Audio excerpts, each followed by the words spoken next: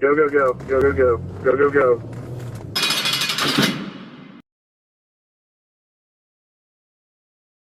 Folks, welcome back to another episode of The Fallen Badge. Today, the murder of Deputy Jose Diaz, Yolo County Sheriff's Department, California.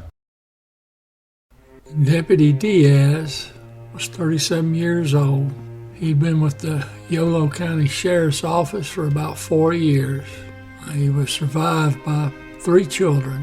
It's June 15th, 2008. A Be on the Lookout bulletin had been issued on a male driving a vehicle, and there had been a baby in that vehicle, in fact an infant. And according to the complainant, the driver appeared to be drinking with that baby in the car. Now Deputy Diaz, he pulls into the Pilot Travel Center there on 99 West, that's just south of Dunigan.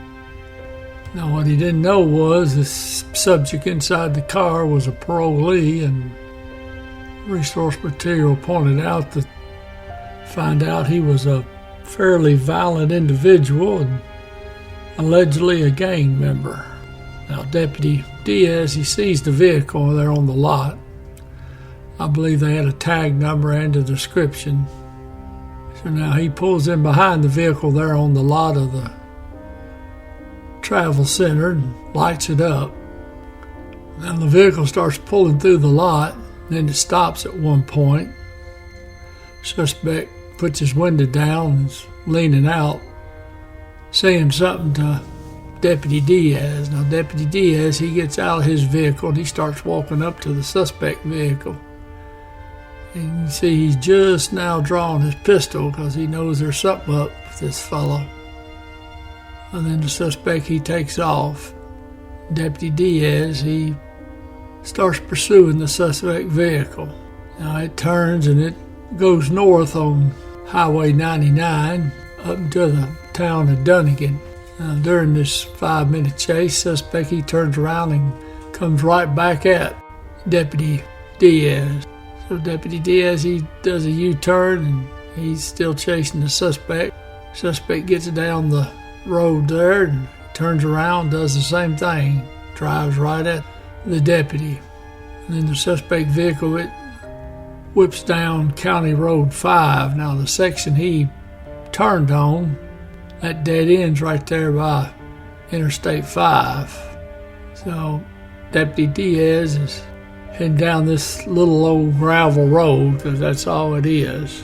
The suspect drives back out from the dead end. Deputy Diaz, he turns around and heads back out. Now there's a lot of dust, as you might imagine, from this gravel road. He gets just about to the end of this little section of County Road 5, and there's a suspect vehicle pulled off to the left. Now Deputy Diaz is not sure which way the suspect bailed out, but it sure looks like he's left the vehicle. But now he thinks that the suspect has ran into a cornfield on the east side of the little gravel road. So he's shining his flashlight into the field. Now the corn's not up, so he's figured he might see the suspect there running across the cornfield. Well, he doesn't see him. Now unfortunately he's got his back to the trees and a house that's on the west side of the road. Now that's where the suspect's at. Now the suspect, when he got out of the car, he had a gun case, and inside of it was a AR-15 style rifle. The suspect, he could have just kept on running, but I guess he decided he just couldn't pass up the opportunity to shoot a police officer in the back. So he starts cranking off rounds. And one of those rounds hit Deputy Diaz's vest, and of course it went right through it. Struck him in the upper body. Later investigation would show the suspect fired 17 rounds from that rifle. Now he did this with Deputy Diaz right there near his vehicle, where his infant daughter was in a car seat in that vehicle. Now Deputy Diaz is able to take cover in front of the suspect vehicle. And he's looking back to the west now, where the shots came from. Now he's called for help. Finally a couple of officers show up, they get Deputy Diaz and they get him to one of their squad cars. Now, Deputy Diaz is able to communicate, but he's telling the officers he's having trouble breathing. And what they don't realize is Deputy Diaz is bleeding internally. They get an ambulance out there and they transport him to the hospital. Now, Deputy Diaz, he dies at the hospital. Now, according to the resource material, one of the specialists at one of the hospitals had advised with the wound that Deputy Diaz had, he probably was dead when he got hit, and that no medical treatment even right there on the spot would have saved him. Now, the suspect, he hid the rifle and took off running. Well, the next day they caught him. And now they interviewed the suspect. He confessed, which there ain't much to confess to since got him on tape doing everything but the actual shooting, but not hard to guess who did it.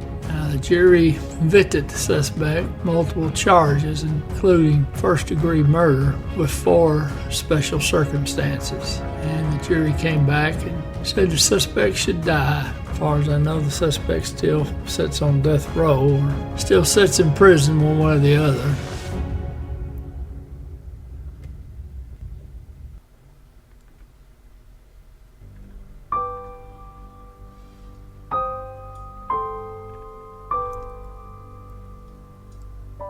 Deputy Jose Antonio Tony Diaz. End of watch, June 15th, 2008.